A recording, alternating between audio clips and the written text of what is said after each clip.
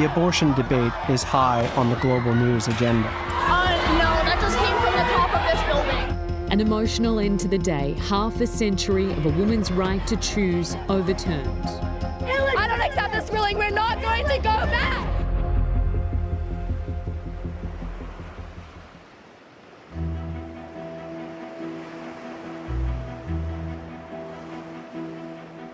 For over 20 years, Dr. Rebecca Gomperts has used the ocean to circumvent national laws. No, I don't think of myself as an outlaw. Can I think of another word? I'm a legal loophole. That's what I am. Dr. Gomperts is part of a band of mavericks and changemakers I've encountered in the ungoverned realm of the high seas, exploiting its lawlessness.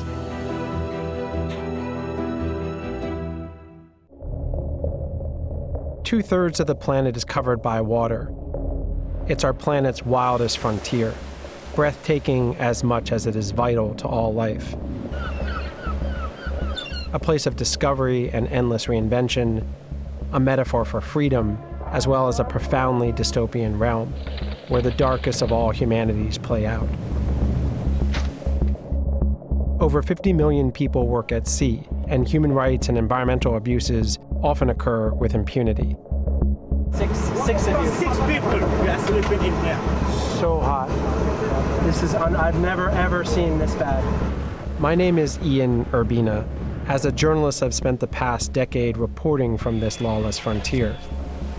I run an investigative journalism organization called the Outlaw Ocean Project that reports about crimes happening in this space.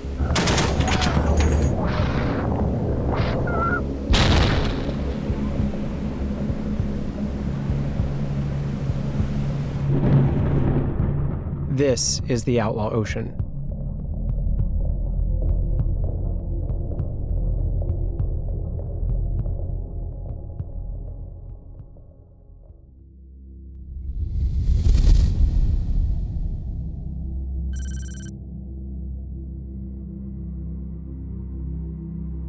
Until recently, abortions were a crime in Mexico. Here, hundreds of women had been jailed after seeking medical care due to botched operations, with hospitals reporting suspicious miscarriages to the police as they would gunshot wounds. But one woman had the idea to look to the sea to circumvent the law of the land. We can leave the banner with the number, but I want to take off this one because I think that I don't want to have problems now. I joined Dr. Gomperts aboard her vessel, the Adelaide. On this clandestine mission, 2 young women have traveled hundreds of kilometers quietly and anonymously to board this yacht.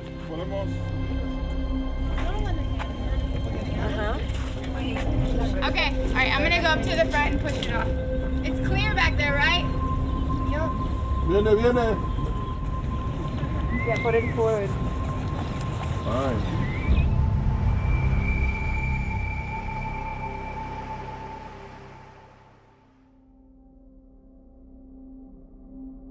When I started Women on Waves, about 120,000 women per year were dying as the result of unsafe abortion.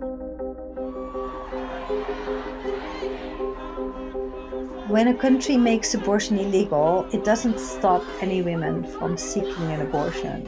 Women that have the money, they can always travel to another country where abortion is legal to get a legal, safe abortion.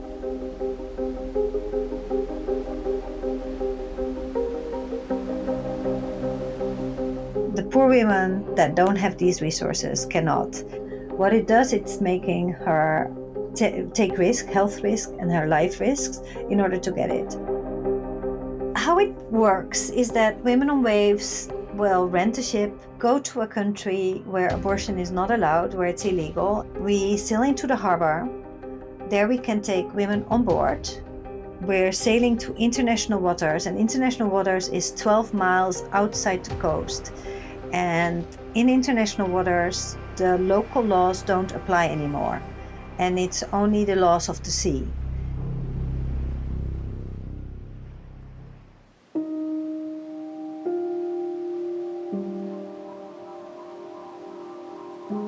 Okay, Okay, so what does it say about The waves they're coming south-southwest and they're 5 to 7 foot.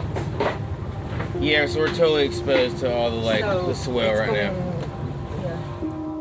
At this point, I'm trying to be unusually quiet and invisible because I'm truly an outsider in this context.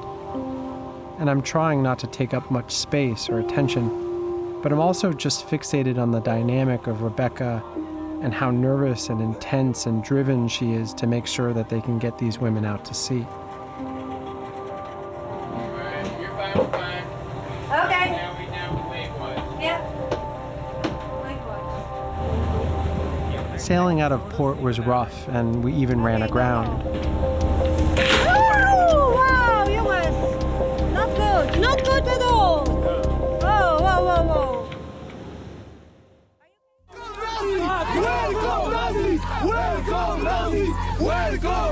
Women on waves is highly controversial and has always been challenged, often violently. Get him out. There.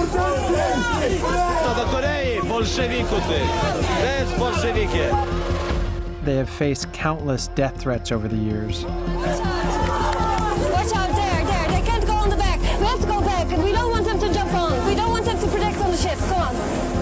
Yet stringent laws in these countries have never stopped abortions, only pushed them underground, forcing women to seek often unsafe procedures.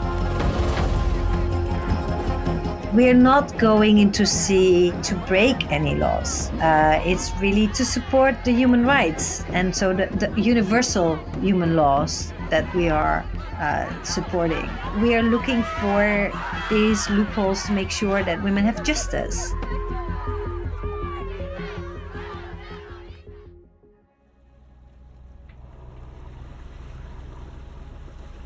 After a difficult start, we eventually reached the open sea.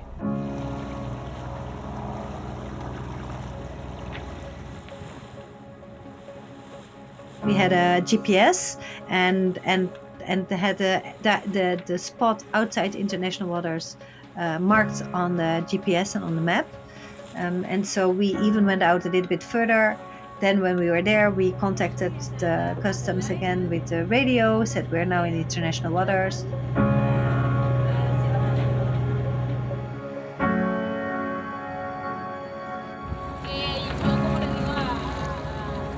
Rebecca quietly came on deck to spend time explaining the procedures to the two women. I met women on waves because I saw a documentary of them on Netflix called Vacío.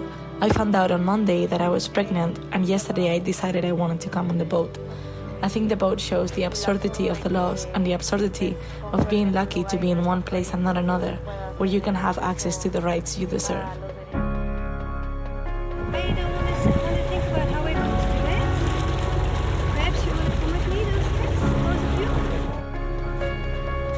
So my role as the doctor is to make sure that the woman that she's an unwanted pregnancy, that she's taking the decision to end the pregnancy in free will. I make an ultrasound to make sure that she's not pregnant too long, and that she can still use the pills, which was of course the case. And I make sure that she understands how it works. She understood, and she chose to swallow the tablet.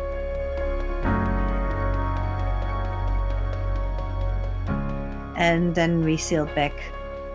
And when we entered the harbor again, we said, we are here again. And that was it.